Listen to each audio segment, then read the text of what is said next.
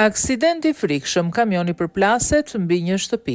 Një aksident i frikshëm ka ndodhur në New Jersey, në të cilin një kamion 33 tonësh u përplas me një shtëpi me frena të prishura, u regjistrua nga një kamera brenda automjetit të tonazhit të rënd. Sipas New York Post, kamioni i cili po transportonte rër për çimento, po udhëtonte me një shpejtësi prej 80 km/h me vlerësim fillestar, që tregonte një aksident që ndodhi për shkak se shoferi u sëmur papritur.